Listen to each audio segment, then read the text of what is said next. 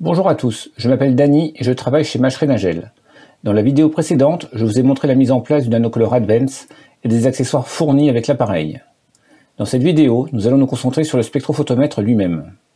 Je vais vous montrer toutes les étapes importantes à partir de la mise en service jusqu'à votre premier résultat. Sans plus attendre, voyons ensemble comment démarrer.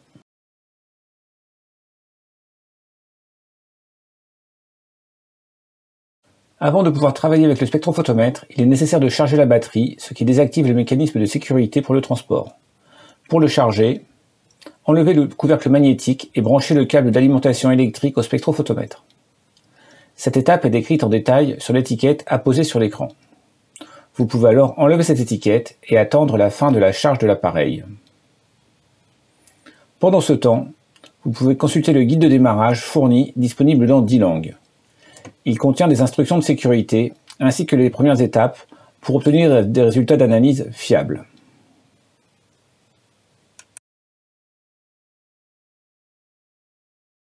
Une fois l'appareil chargé, vous pouvez l'allumer en pressant le bouton sur l'avant. Lorsque l'appareil est en service, vous pouvez choisir votre langue et votre région à partir de 2 listes. Dans la première, sélectionnez votre langue et confirmez par OK. Dans la seconde, sélectionnez votre région et validez également. Ensuite, l'appareil va démarrer et réaliser une série d'autotests. Laissez-le poursuivre pendant quelques minutes jusqu'à ce qu'il soit prêt à démarrer.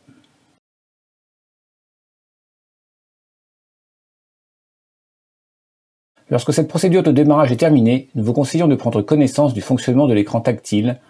Comme vous pouvez le voir, il peut être utilisé comme un smartphone ou une tablette avec vos doigts, avec ou sans gants, ou par exemple à l'aide d'un crayon tactile comme celui-ci. Sur la première page, vous retrouvez vos outils favoris que vous pouvez personnaliser, comme nous allons le voir tout de suite. La deuxième page contient les fonctions les plus importantes, comme la mesure des tests en tube Nanocolor ou des VisoColor Powder Pillows. À partir d'ici, vous pouvez ajouter un favori. Appuyez simplement sur l'icône pendant quelques secondes, puis attachez-le à l'écran d'accueil. Comme vous le constatez, il apparaît ici maintenant. Si vous n'en avez plus besoin, sélectionnez de nouveau l'icône en appuyant dessus pendant quelques secondes et détachez-le.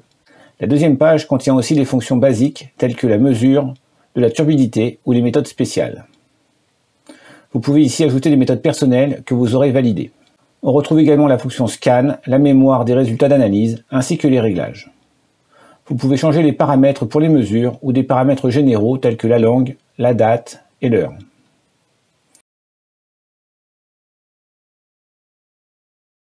Sur la troisième page, il est possible de définir des comptes pour les utilisateurs, mais aussi d'accéder aux fonctions de calibration qui vous permettent de calibrer vous-même votre spectrophotomètre. Le menu Système vous sera utile pour les mises à jour, les sauvegardes ou la réinitialisation du système.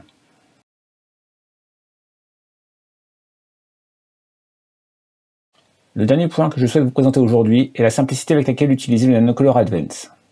Pour cela, retirez le couvercle de protection comme ici, puis utilisez un tube Nanocolor équipé d'un code barre que vous n'avez qu'à introduire dans le spectrophotomètre. Celui-ci va scanner le code barre et choisir la bonne méthode pour vous. Et voilà comment vous obtiendrez rapidement votre résultat d'analyse. Vous pouvez personnaliser cette page de résultats et choisir les informations que vous souhaitez voir apparaître. Par exemple, nous pouvons choisir le nom de l'utilisateur.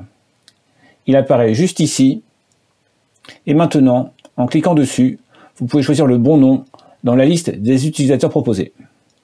Il sera sauvegardé dans le spectrophotomètre dès que vous enlèverez la cuve. Nous terminons ainsi cette vidéo sur le démarrage du Nanocolor Advance.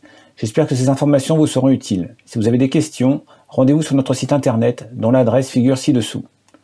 Je vous souhaite une bonne journée et à bientôt pour de nouvelles vidéos.